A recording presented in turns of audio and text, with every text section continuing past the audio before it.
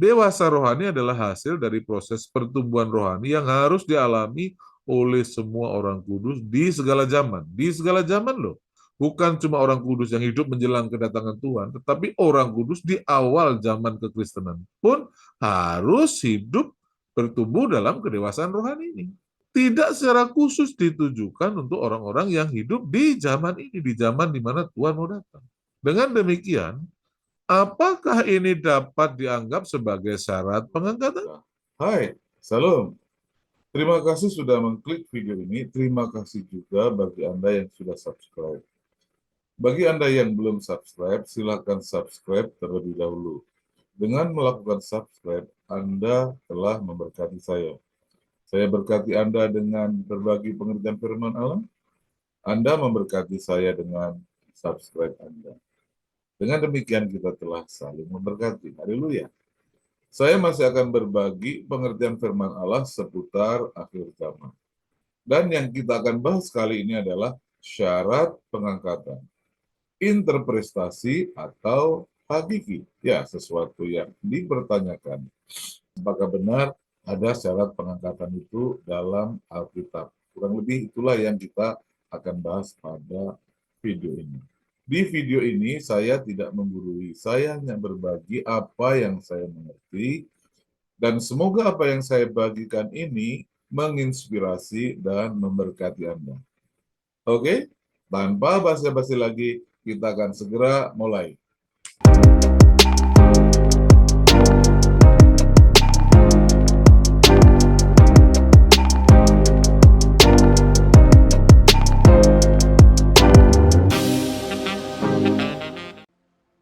Ya, kita akan membahas syarat pengangkatan, interpretasi atau hakiki.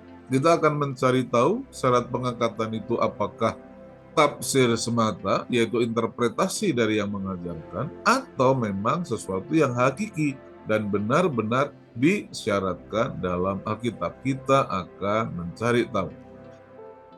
Untuk itu, saya sampaikan pendahuluan ini agar Anda dapat memahami seluruh pembahasan materi ini dengan baik.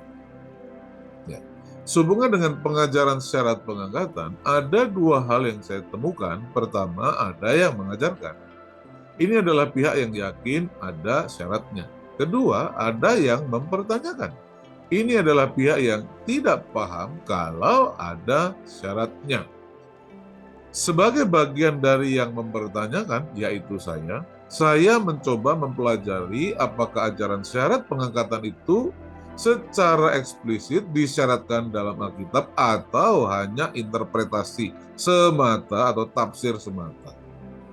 Dan sejauh ini saya berpendapat bahwa pengajaran syarat pengangkatan itu hanya tafsir semata, artinya belum tentu benar karena memang tidak ada ayat eksplisit yang menjelaskan bahwa ada syarat pengangkatan. Nah, terlepas apakah syarat pengangkatan itu interpretasi atau pendapat pribadi atau hakiki, sesuatu yang memang sesungguhnya seperti itu, kita harus mengerti terlebih dahulu pengangkatan itu apa. Setelah benar-benar mengerti, barulah kita bisa membuat penilaian apakah syarat pengangkatan itu interpretasi atau hakiki. Oke ya. Nah, untuk itu, untuk mengetahui kebenarannya, saya ajak Anda untuk mengikuti pembahasan 3 topik ini. Ikuti pembahasan ini sampai selesai agar Anda tidak gagal paham. Ya, ketiga topik yang kita akan bahas itu adalah 2 jenis pengangkatan, hakikat pengangkatan, dan tujuan mengubah tubuh fana ke tubuh abadi. Oke, kita akan ikuti pembahasannya satu persatu. Pertama, 2 jenis pengangkatan. Sebelum kita membahas 2 jenis pengangkatan, kita akan belajar dulu mengenai pengertian pengangkatan agar kita memiliki kesamaan pengertian atau kesamaan arti. Ya, ada tertulis pada 1 Tesalonika 4 ayat 15 sampai 17 nas yang secara eksplisit membahas tentang pengangkatan. Ini kami katakan kepadamu dengan firman Tuhan, kita yang hidup, yang masih tinggal sampai kedatangan Tuhan, sekali-kali tidak akan mendahului mereka yang telah meninggal. Sebab pada waktu tanda diberi, yaitu pada waktu penghulu malaikat berseru dan sangkakala berbunyi, maka Tuhan sendiri akan turun dari surga dan mereka yang mati dalam Kristus akan lebih dahulu bangkit. Sesudah itu, kita yang masih hidup, yang masih tinggal, akan diangkat. Jadi ada kata diangkat di sini ya. Diangkat kemana? Yaitu bersama-sama dengan mereka dalam awan, menyongsong Tuhan di angkasa. Demikianlah kita akan selama-lamanya bersama dengan Tuhan. Jadi yang dimaksud dengan pengangkatan adalah peristiwa di mana orang mati dibangkitkan dan kemudian yang masih hidup nanti akan diubah tubuhnya, barulah setelah itu terjadi pengangkatan. Nah, sekarang kita akan mencari tahu apa arti dari kata diangkat ini. Kata diangkat berasal dari kata Yunani harpazo yang artinya diambil, dirampas, atau dilarikan ke atas. Nah, kata ke atas itu bisa surga atau ke angkasa. Pada peristiwa pengangkatan yang di sini, itu di angkasa, bukan ke surga. Sekali lagi ya, pada peristiwa pengangkatan pada waktu Tuhan datang di sini, mereka tidak dibawa ke surga, mereka hanya dibawa ke angkasa, karena setelah ini agenda Tuhan adalah langsung turun ke bumi melakukan perang di Harmagedon, dan setelah itu Tuhan akan bersemayam di atas tahtanya, memerintah dalam kemuliaan pada kerajaan 1000 tahun damai. Itu yang Anda perlu tahu ya, makanya mereka tidak dibawa ke surga, orang-orang ini tidak dibawa ke surga, orang-orang ini hanya dibawa di angkasa saja. Namun demikian, pengertian harpazo memang ada yang dibawa ke surga dan juga ada yang dibawa ke angkasa oleh kuasa Allah. Jadi sekali lagi ya, pengangkatan itu adalah peristiwa di mana seseorang diambil, dirampas, atau dilarikan, dan kata lainnya adalah diangkat itu, yaitu dibawa ke atas dalam pengertian ke surga atau ke angkasa. Dengan pengertian ini kita akan mendalami dua jenis pengangkatan, yaitu ada orang yang diangkat ke surga, ada orang yang diangkat hanya ke angkasa saja, setelah itu turun ke bumi. Jenis pengangkatan yang pertama atau yang ke-1 itu adalah pengangkatan tanpa tubuh abadi. Maksudnya orang-orang itu terangkat ke surga, tapi tanpa mengalami pengubahan tubuh biasa mereka. Mereka tetap menggunakan tubuh itu. Itulah sebabnya orang-orang jenis ini memang terangkat ke surga, kemudian turun lagi dengan menggunakan tubuh yang sama. Nah, mari kita lihat peristiwa harpazo atau pengangkatan itu pada perjanjian lama. Kejadian pasal 5 ayat 23-24 berkata, jadi Henok mencapai umur 360 tahun dan ia hidup bergaul dengan Allah. Jadi Henok hidup bergaul dengan Allah. Nah, kemudian banyak orang yang menjadikan hidup bergaul dengan Allah ini sebagai syarat pengangkatan. Kenapa? Contohnya Henok. Nah, padahal ini punya sifat yang berbeda dengan pengangkatan di perjanjian baru. Henok bergaul dengan Allah, lalu ia tidak ada lagi sebab ia telah diangkat oleh Allah. Jadi Henok mengalami harpazo, yaitu diangkat oleh kuasa Allah ke surga. Henok tidak ada lagi karena dibawa ke surga. Sekali lagi ya. Nah, yang kedua yaitu Musa. Lalu matilah Musa, hamba Tuhan itu, di sana di tanah Moab sesuai dengan firman Tuhan. Dan dikuburkannyalah dia di suatu lembah di tanah Moab di tentangan Bet Peor, dan tidak ada orang yang tahu kuburnya sampai hari ini. Ya, ini menarik ya, Musa dinyatakan meninggal dan memang telah meninggal, telah wafat di situ. Akan tetapi mayatnya tidak diketemukan, kuburnya tidak ketemu. Kenapa?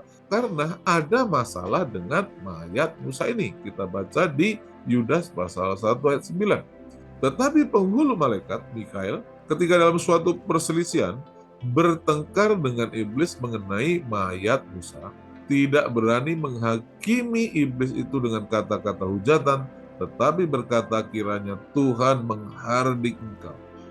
Jadi ada perebutan mayat Musa. Siapa yang berebut? Mikhail, penghulu malaikat, dan iblis. Mereka memperebutkan mayat Musa, tentu dengan maksud dan tujuan tertentu. Nah, ternyata kerajaan Allah, dari pihak Allah punya kepentingan untuk membawa mayat Musa ke surga.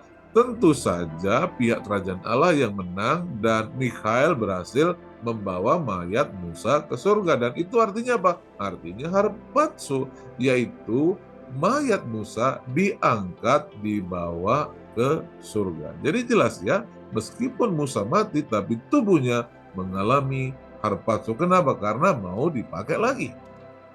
Dipakai lagi untuk tujuan-tujuan di kemudian hari. Nah, yang ketiga, di perjanjian lama ada harpazo yang lain, yaitu tertulis dalam 2 Raja-Raja 2:11.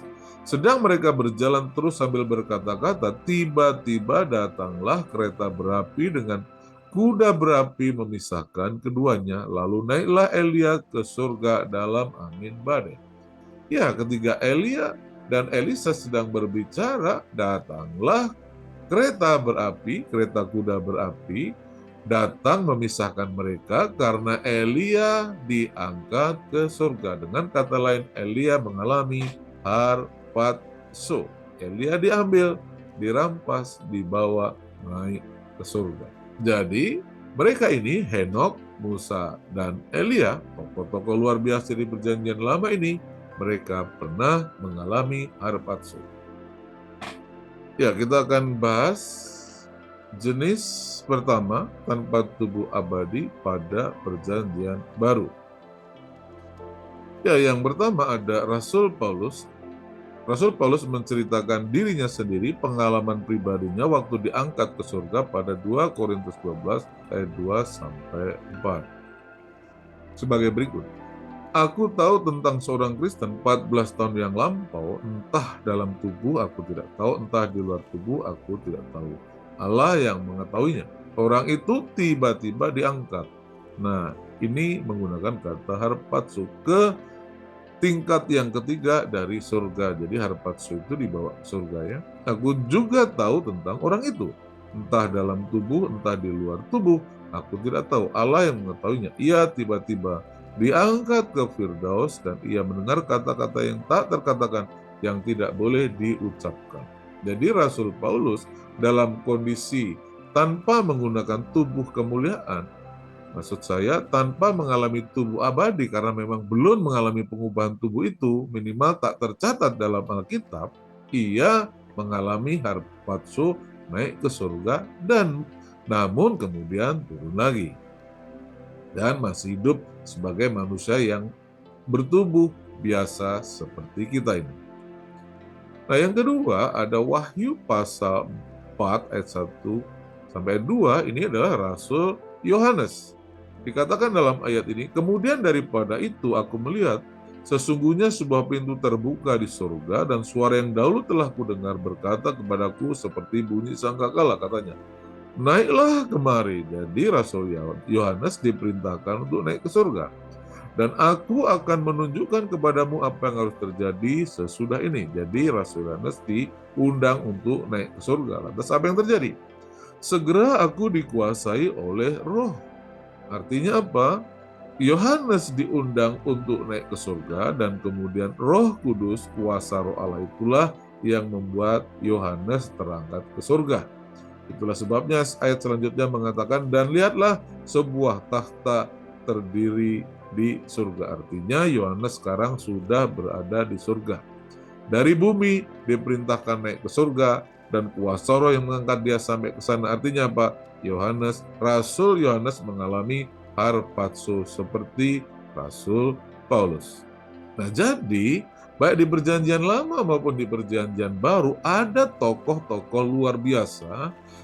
Anggaplah mereka adalah manusia-manusia yang telah mencapai tahap kerohanian yang paling tinggi yang dapat dicapai oleh manusia, baik di perjanjian lama maupun di perjanjian baru. Di perjanjian lama ada Henokh, Musa, dan Elia. Di perjanjian baru ada Rasul Paulus dan Rasul Yohanes. Oke? Jadi jelas ya, dengan catatan mereka atau mereka belum mengalami pengubahan tubuh atau tanpa tubuh abadi. Dalam kondisi masih tubuh biasa itulah mereka naik ke surga dan kemudian turun ke bumi dan menjalankan kehidupannya dengan seperti sebelumnya. Ya, kita sekarang akan mempelajari jenis yang kedua, yaitu harpazo dengan tubuh abadi atau telah mengalami pengubahan tubuh dari tubuh fana ke tubuh abadi. Yang pertama adalah Tuhan Yesus, yaitu yang sulung, yang pertama telah bangkit dari kematian. Dikatakan dalam Kolose pasal 1 ayat 17-18, ia ada terlebih dahulu dari segala sesuatu dan segala sesuatu ada di dalam Dia. Ialah kepala tubuh yaitu jemaat, ia yang sulung yang pertama bangkit dari antara orang mati sehingga ia lebih utama dalam segala sesuatu. Jadi Tuhan Yesus Kristus adalah pribadi yang sulung dalam arti kata yang pertama bangkit dari antara orang mati. Dengan itu Tuhan Yesus Kristus telah menggunakan tubuh kebangkitan. Tubuh kebangkitan itulah tubuh abadi, tubuh yang sudah tidak bisa mati lagi. Ingat ya, Tuhan Yesus Kristus pada waktu bangkit masih bertumbuh. Ya, jadi murid-murid berkata bahwa Tuhan berkata kepada murid-murid, ya orang yang hantu itu tidak punya daging dan tulang, tetapi Tuhan punya. Artinya apa? Karena Tuhan bertubuh. Bahkan tubuh Tuhan itu bisa disentuh oleh Thomas yang tidak percaya kalau Tuhan Yesus Kristus sudah bangkit pada waktu itu. Jadi Tuhan adalah yang sulung, yang telah bangkit di antara orang mati dan yang telah menggunakan tubuh kebangkitan. Dalam keadaan tubuh kebangkitan, tubuh abadi itulah Tuhan Yesus Kristus kemudian naik ke surga. Kisah Rasul pasal 1 ayat 9 dan sampai 11 berkata, sesudah ia mengatakan demikian, terangkatlah ia, Tuhan mengalami harpazo, ia disaksikan oleh mereka dan awan menutupinya dari pandangan mereka. Ketika mereka sedang menatap ke langit waktu ia naik itu, tiba-tiba berdirilah dua orang yang berpakaian putih dekat mereka dan berkata kepada mereka, hai orang-orang Galilea, mengapakah kamu berdiri melihat ke langit? Yesus ini yang terangkat ke surga meninggalkan kamu akan datang kembali dengan cara yang sama seperti kamu lihat dia naik ke surga. Jadi Tuhan Yesus mengalami harpazo, naik ke surga dengan tubuh abadi, yaitu tubuh kebangkitan, sejenis tubuh yang sama yang kelak juga akan dipakai oleh orang-orang yang dibangkitkan dari antara orang mati, yaitu tubuh yang tidak bisa mati lagi. Jadi Tuhan Yesus adalah yang sulung, yang pertama bangkit dari kematian. Artinya pada waktu terangkat ke surga, Tuhan Yesus sudah mengenakan tubuh kebangkitan, yaitu tubuh abadi yang tidak bisa mati lagi. Nah, jenis yang kedua ini, maka ada juga orang kudus. Selain Tuhan Yesus, ada orang-orang kudus. Jadi, kalau saya sebut orang kudus itu artinya orang Kristen atau orang-orang percaya atau orang-orang pilihan Tuhan. Ya, selain Tuhan Yesus Kristus, ada orang-orang kudus yang dengan tubuh abadi mereka akan mengalami harpazo.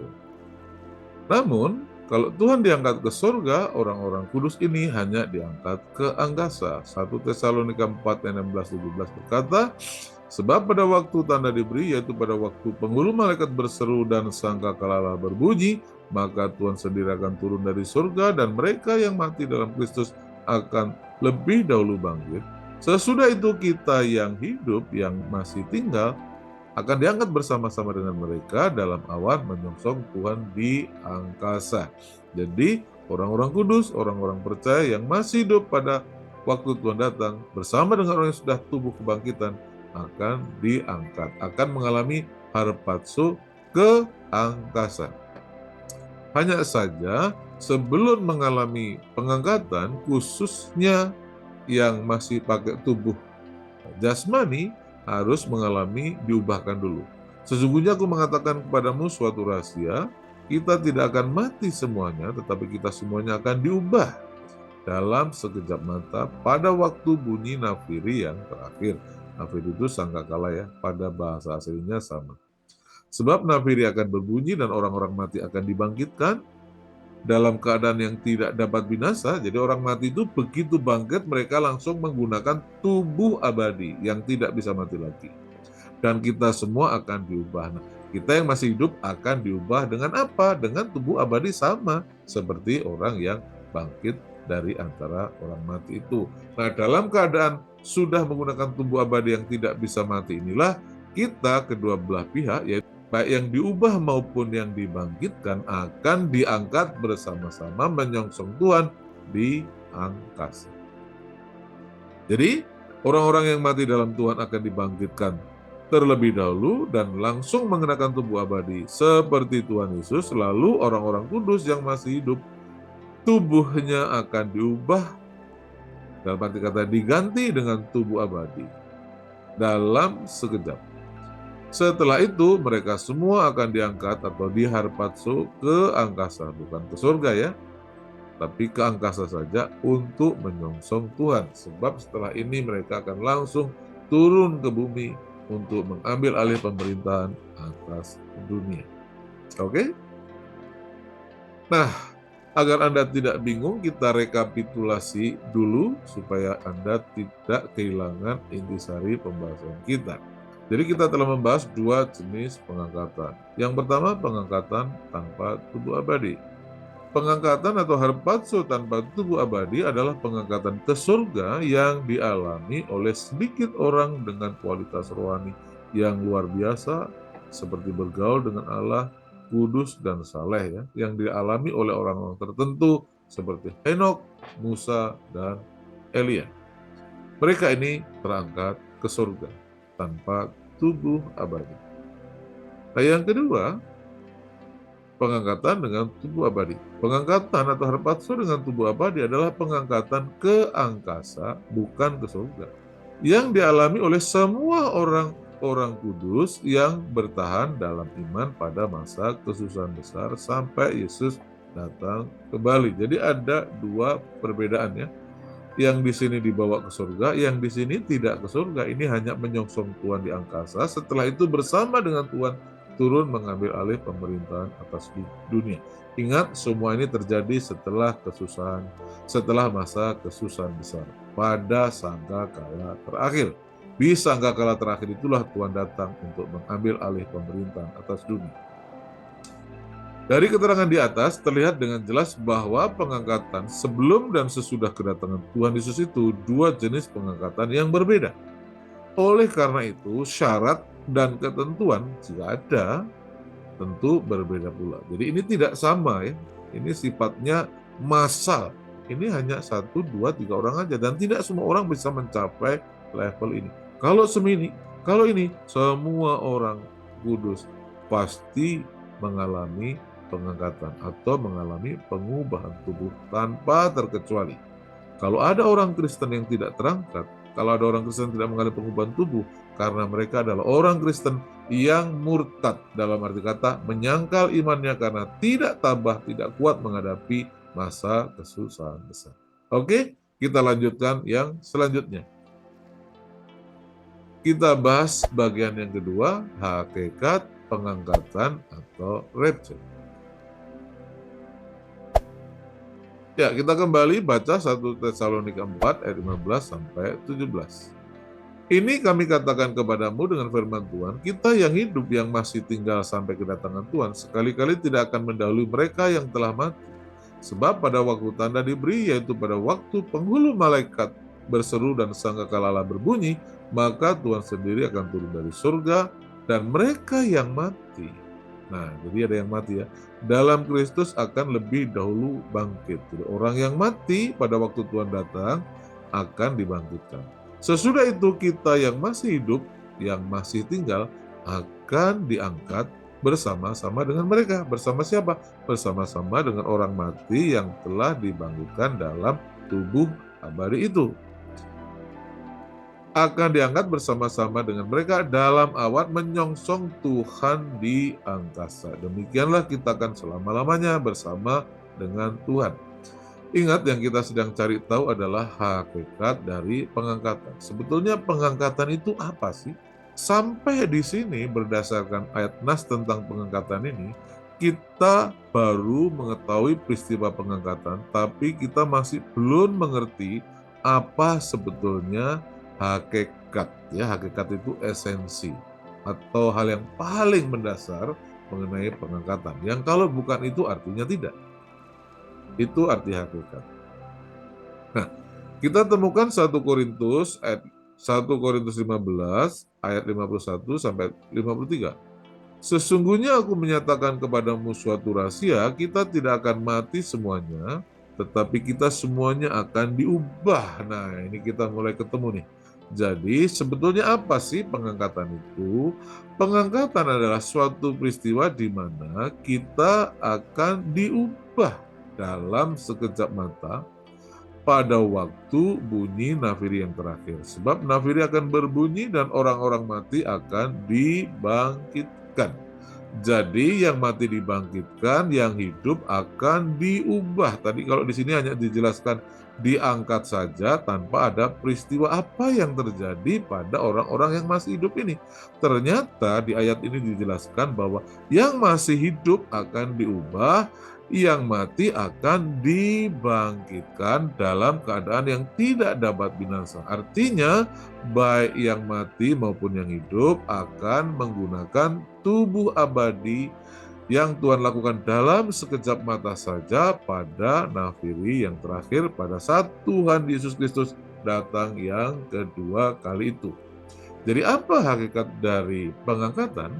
Hakikat atau esensi pengangkatan bukanlah pengangkatan itu sendiri, tetapi pengubahan tubuh fana ke tubuh abadi, yang tanpa pengubahan tubuh itu seseorang tidak akan mengalami pengangkatan atau rapture. Ini yang perlu Anda paham ya. Jadi hakikat pengangkatan itu bukanlah pengangkatannya, tapi pengubahan tubuh. Ketika seseorang sudah mengalami pengubahan tubuh, baru diangkat untuk bisa bertemu dengan Tuhan. Dan sejak hari itu, orang-orang yang telah diangkat, orang-orang yang telah mengalami tubuh abadi itu akan selama-lamanya bersama-sama dengan Tuhan. Oke? Pertanyaan besarnya adalah siapa yang akan diubah tubuhnya? Jawabannya adalah orang-orang pilihan. Matius 24 ayat 29 ayat 31 menjelaskan sebagai berikut. Segera sesudah siksaan pada masa itu, matahari akan menjadi gelap dan bulan tidak bercahaya dan bintang-bintang akan berjatuhan. Perhatikan ya, peristiwa ini terjadi sesudah masa kesusahan besar atau sesudah siksaan itu.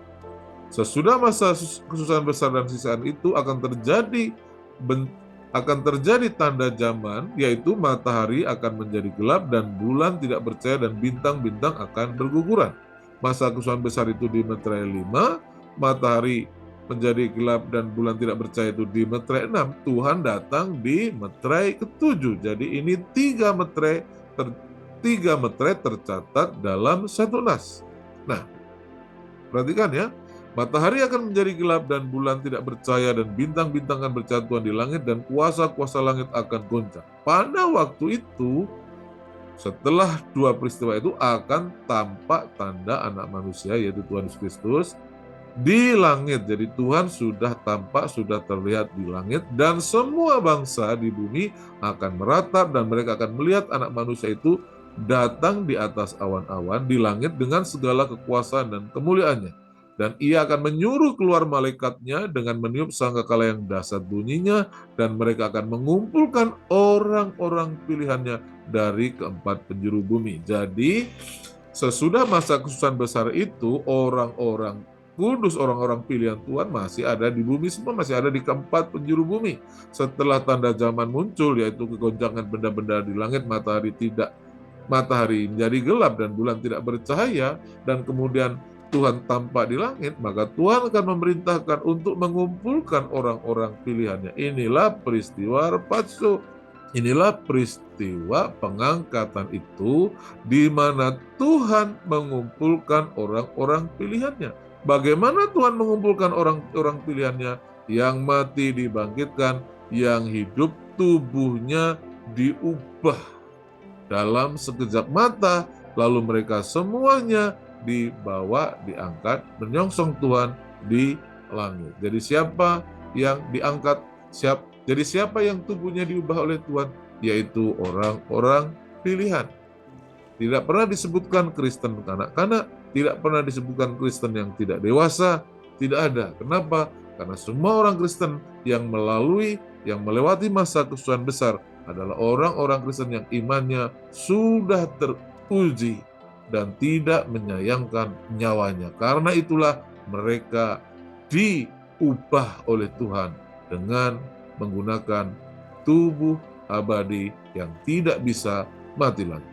Ya, saya sampaikan catatan ini terhitung sejak peristiwa pengangkatan, maksudnya pengubahan tubuh itu, atas orang-orang pilihan di keempat penjuru bumi itu, maka di bumi sudah tidak ada orang Kristen, maksudnya orang pilihan, karena mereka semua sudah diubah dan diangkat ke angkasa bertemu dengan Tuhan.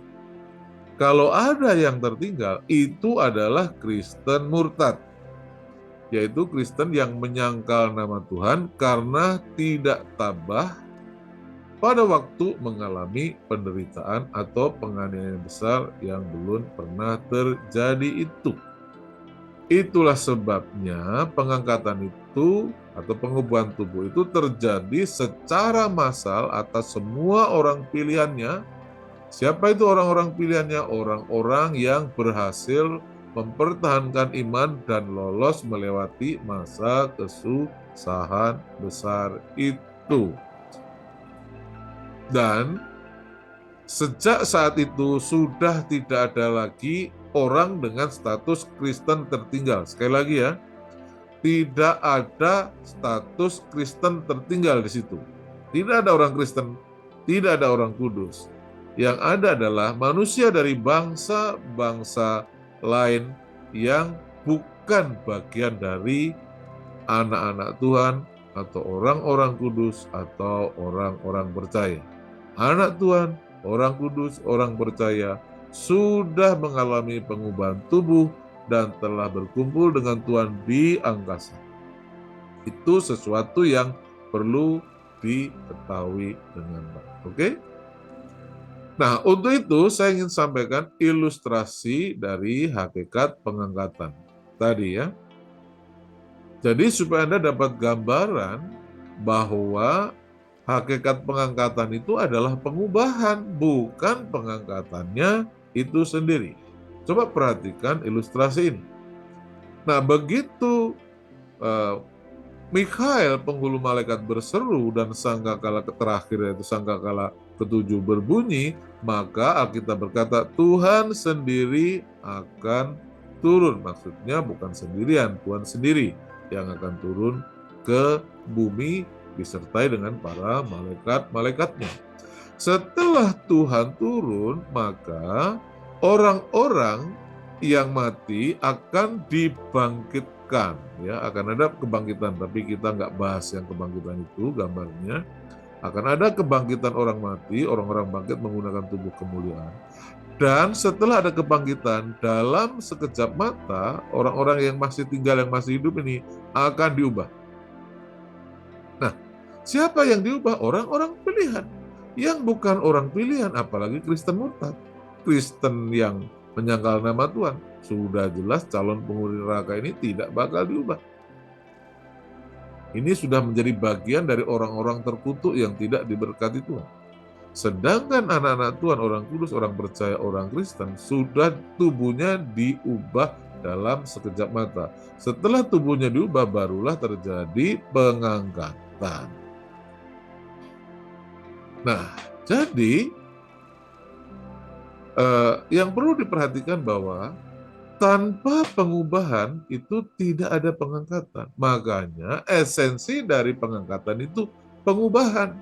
Jadi kalau kita terlalu fokus pada pengangkatan, tidak paham pengubahan tubuh itu, ya Anda bisa salah paham. Kenapa? Sebab tanpa pengubahan tubuh tidak ada pengangkatan. Jelas ya? Hakikat pengangkatan adalah pengubahan tubuh. Telah terjadi pengubahan dan pengangkatan, maka kemudian Tuhan akan turun. Ini nggak naik lagi ke surga ya, langsung turun terlibat perang Harmagedon. Setelah itu dimulailah pemerintahan dalam kerajaan 1000 tahun damai. Oke, jelas ya? Pertanyaan besarnya sekarang adalah, mengapa tubuh fana harus diubah ke tubuh abadi? Jangan bertanya mengapa ada pengangkatan, itu nggak penting. Pengangkatan itu nggak esensial, yang esensial adalah pengubahan tubuh. Orang yang tubuhnya diubah itulah yang kemudian diangkat bersama dengan Tuhan menyongsong Tuhan di angkasa. Pertanyaan besarnya adalah mengapa tubuh fana harus diubah ke tubuh abadi? Ini yang kita perlu mengerti. Nah, untuk mengetahui jawabannya, kita akan membahas bagian ketiga atau bagian terakhir.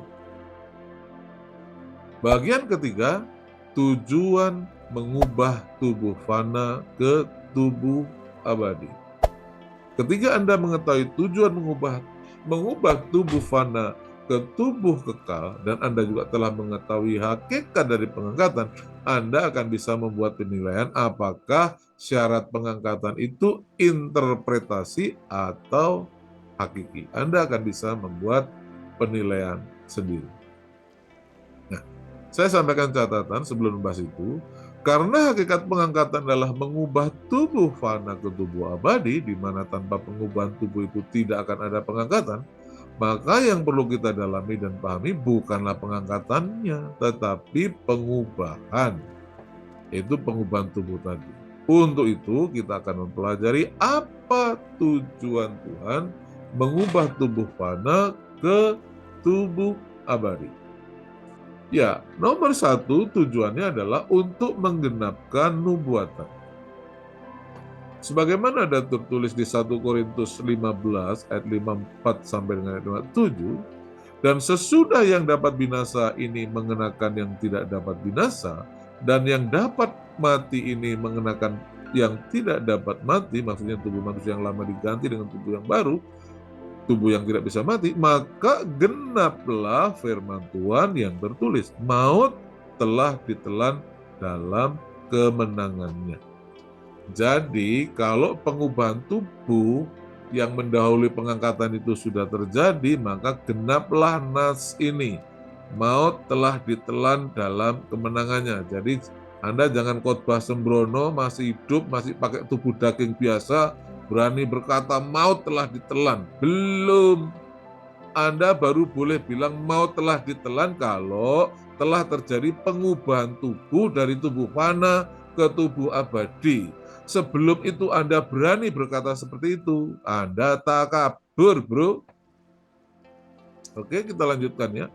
Nah, sebab memang ada nubuat, hai maut, di manakah kemenanganmu? Hai maut, di manakah sengatmu? Sengat maut ialah dosa, dan kuasa dosa ialah Taurat. Tapi syukur kepada Allah yang telah memberi kepada kita kemenangan oleh Yesus Kristus Tuhan kita.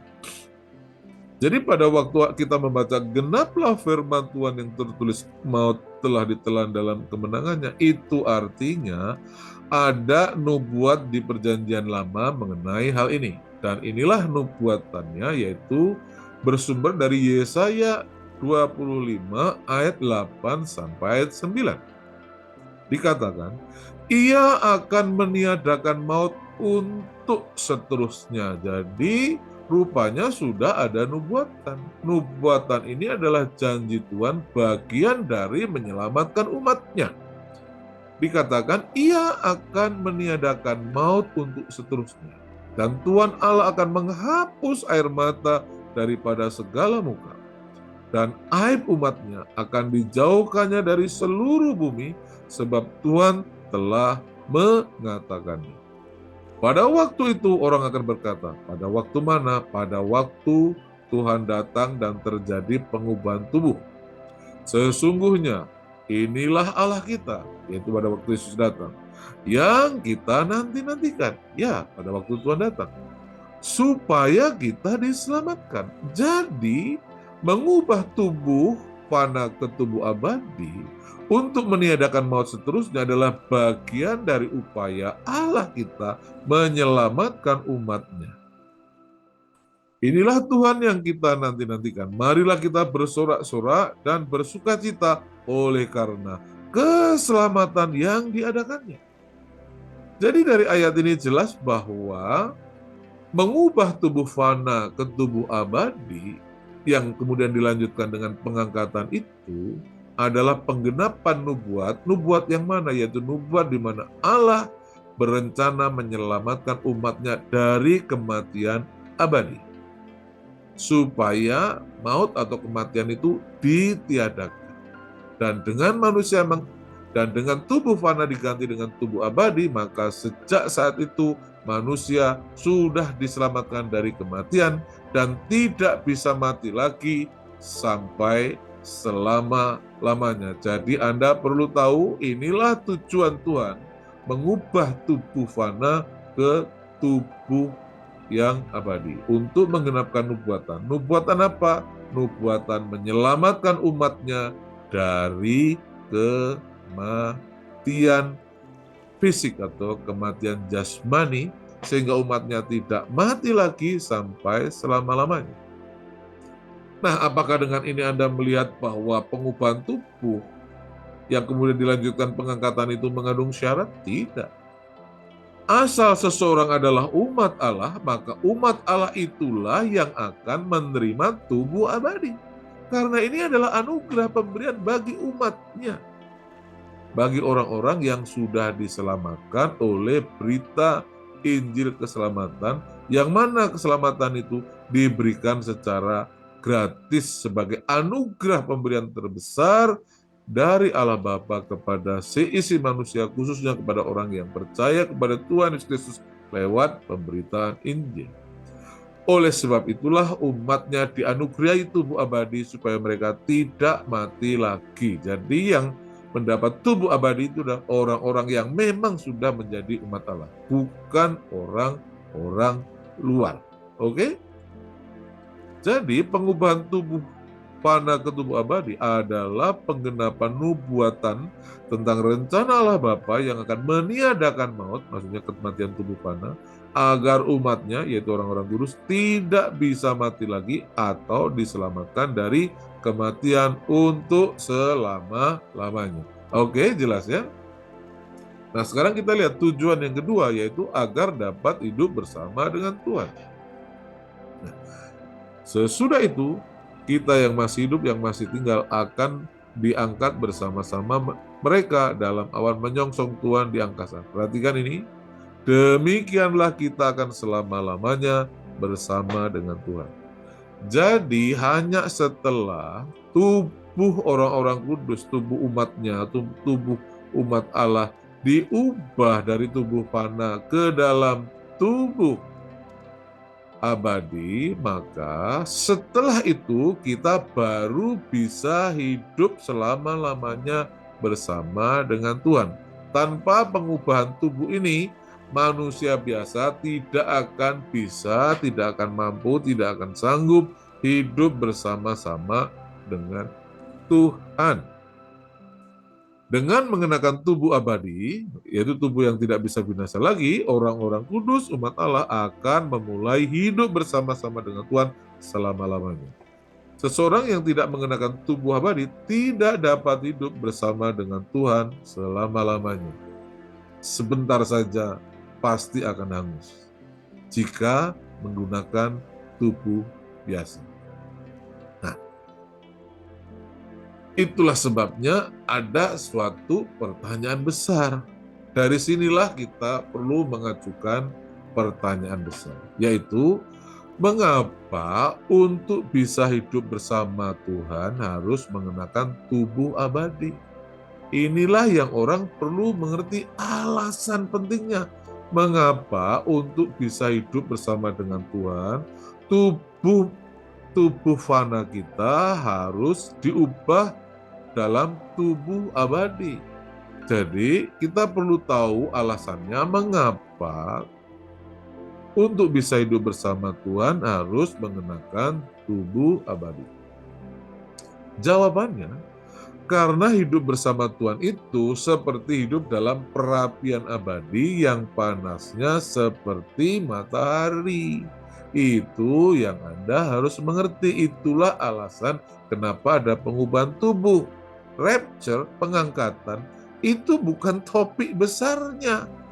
Pengangkatan itu hanyalah peristiwa kecil setelah umat Tuhan tubuhnya diubah dalam tubuh abadi, terus diangkat menyongsong Tuhan. Pengangkatan hanya punya arti sekecil, sependek itu. Tidak terlalu penting, tidak esensi. Yang esensi pengubahan tubuh. Kenapa tubuh kita harus diubah? Karena untuk bisa hidup bersama dengan Tuhan itu, kita perlu tubuh abadi. Karena hidup bersama Tuhan itu seperti hidup dalam perapian abadi yang panasnya seperti matahari. Itu yang Anda semua harus mengerti. Nah, mari kita lihat gambaran kehidupan bersama Tuhan dalam kerajaan 1000 tahun damai. Seperti apa? Supaya Anda mengerti bahwa untuk itu Anda butuh tubuh abadi. Kalau tidak, ya nggak tahan, dia akan binasa. Tubuhnya akan hancur. Oke, mari kita pelajari.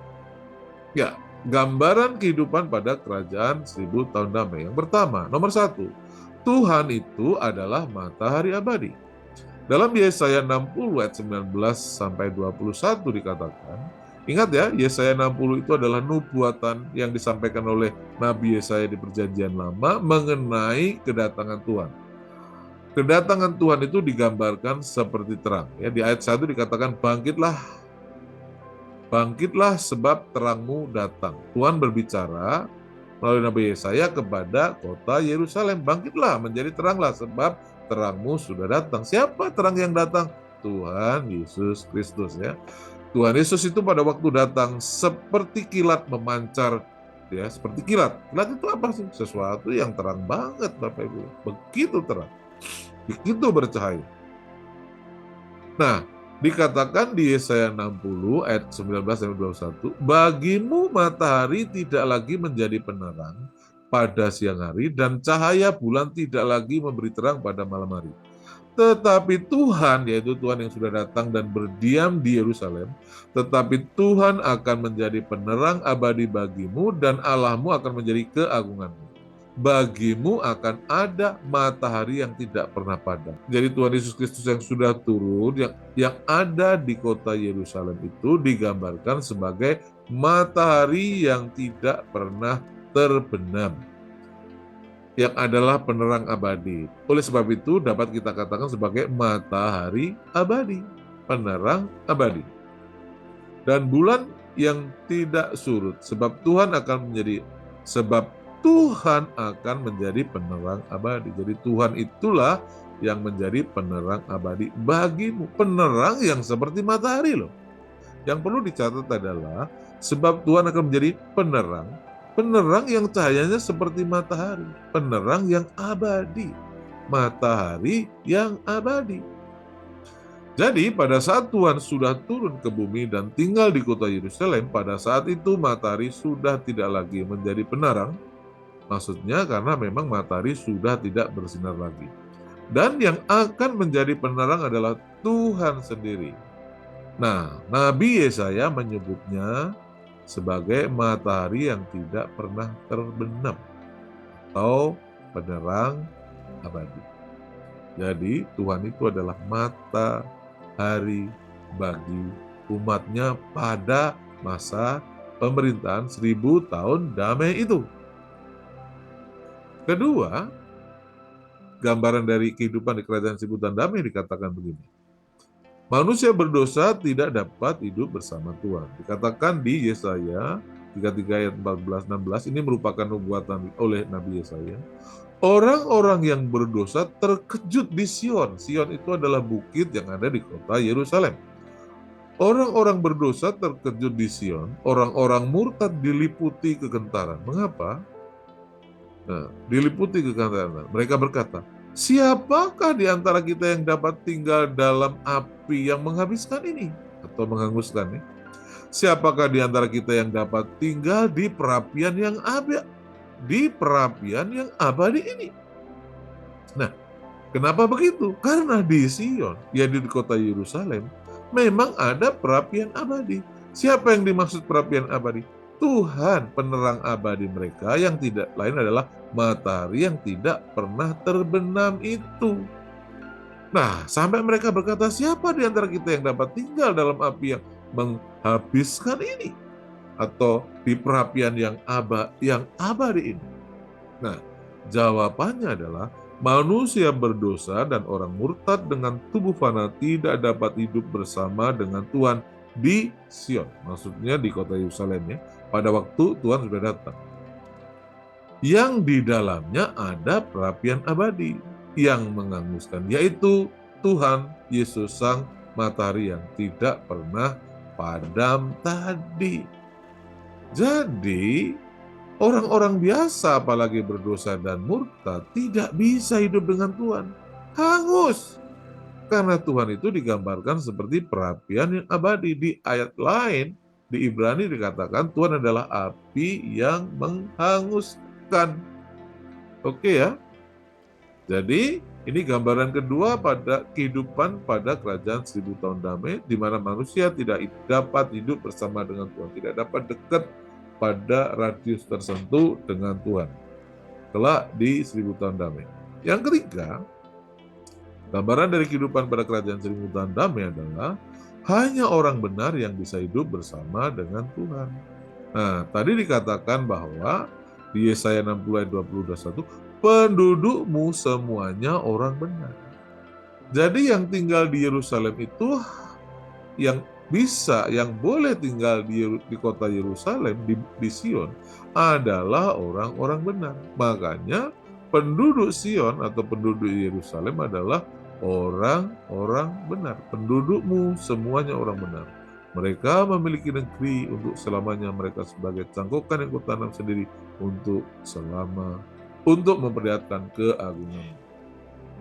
Nah, kita kembali ke 1 Tesalonika 4 ayat 15-17 tadi dikatakan bahwa demikianlah, ini yang langsung tak bacakan ini ya, demikianlah kita akan selama-lamanya bersama dengan Tuhan. Demikian maksudnya apa? Setelah kita diangkat.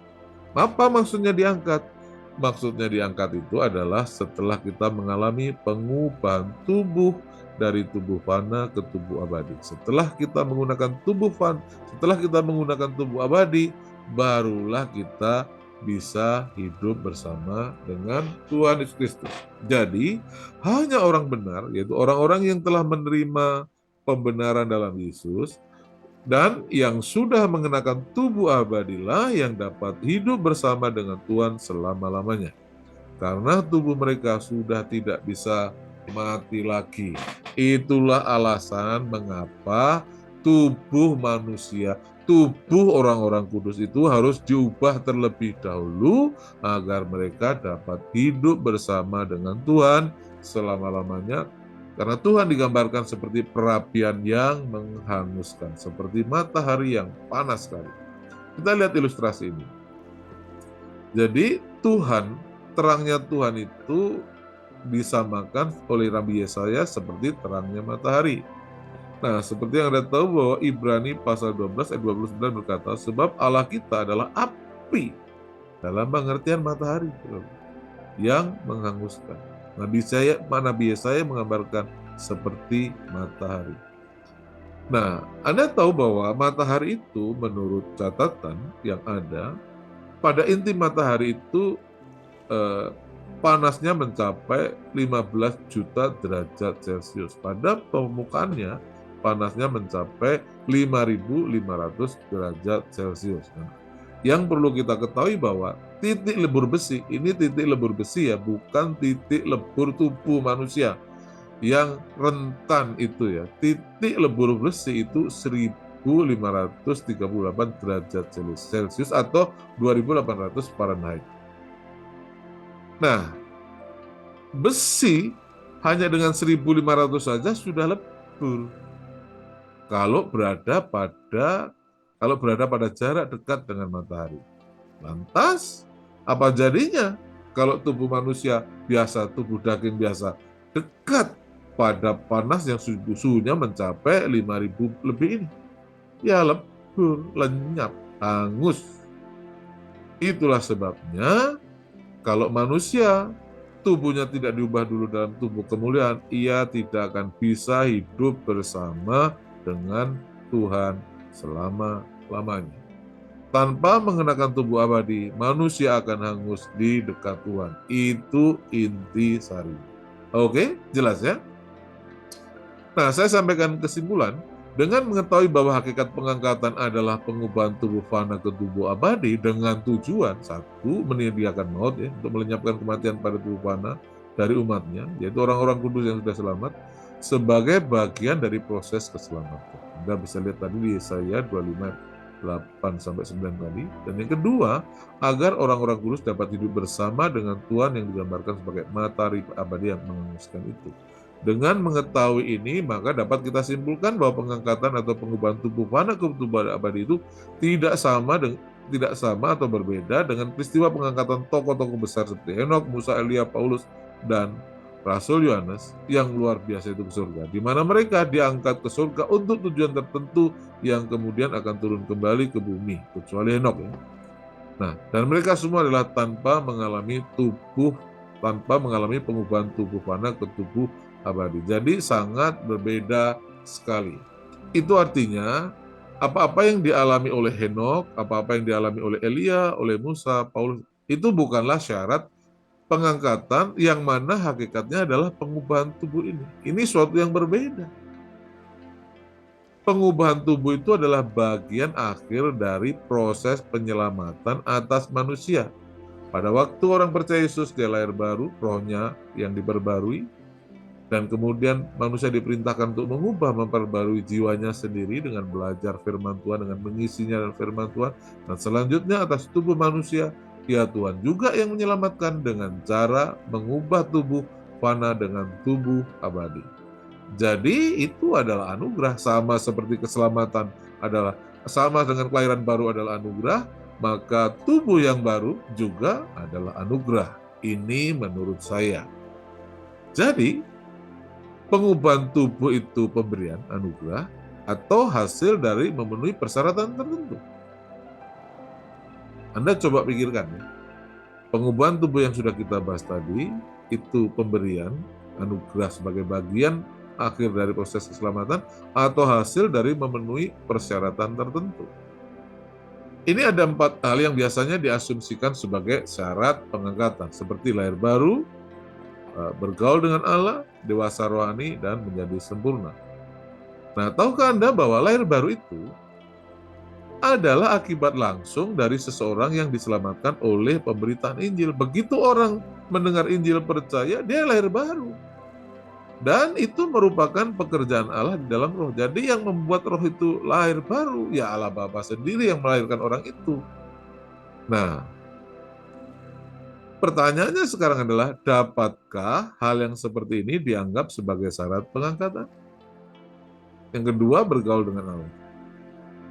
Bergaul dengan Allah adalah standar rohani tinggi yang dicapai Henokh, yang olehnya dia seorang diri ya, diangkat ke surga. Bukan mengalami pengubahan tubuh. Ingat ya, hakikat pengangkatan yang kita bahas bukanlah diangkat ke surga, tapi mengalami pengubahan tubuh. Nah, dapatkah bergaul dengan Allah seperti ini adalah syarat untuk pengubahan tubuh? Dapatkah dianggap sebagai syarat pengangkatan dalam arti kata pengubahan tubuh pada gereja di Perjanjian Baru? Yang ketiga, dewasa rohani. Dewasa rohani adalah hasil dari proses pertumbuhan rohani yang harus dialami oleh semua orang kudus di segala zaman. Di segala zaman loh. Bukan cuma orang kudus yang hidup menjelang kedatangan Tuhan, tetapi orang kudus di awal zaman kekristenan pun harus hidup bertumbuh dalam kedewasaan rohani ini. Jadi tidak secara khusus ditujukan untuk orang-orang yang hidup di zaman ini, di zaman di mana Tuhan mau datang. Nah, dengan demikian, apakah ini dapat dianggap sebagai syarat pengangkatan? Keempat, menjadi sempurna. Ya, menjadi sempurna maksudnya kudus, saleh, dan tidak bernoda, tidak bercacat adalah ajaran yang oleh Rasul Petrus dihubungkan dengan kedatangan Tuhan Yesus yang kedua kali. Orang didorong atau diajarkan untuk hidup kudus. Nah, tetap saja yang menjadi persoalan kan, apakah itu berarti bahwa hidup sempurna dapat dianggap sebagai syarat pengangkatan? Bukankah pengangkatan yang hakikatnya pengubahan tubuh untuk meniadakan maut itu haruslah dianggap sebagai bagian akhir dari proses keselamatan? Sehingga roh, jiwa, dan tubuh manusia selamat dengan sempurna dalam konteks anugerah dari Allah Bapa melalui Yesus Kristus Tuhan kita. Itu tadi pendapat saya, itu tadi yang saya dapat bagikan kepada Anda. Bagaimana pendapat Anda? Tuliskanlah tanggapan Anda atas 4 hal yang diasumsikan sebagai syarat pengangkatan tadi pada kolom komentar. Demikianlah tadi syarat pengangkatan, interpretasi atau hakiki. Semoga Anda terinspirasi dan terberkati. Sampai bertemu di video selanjutnya. Tuhan Yesus Kristus memberkati.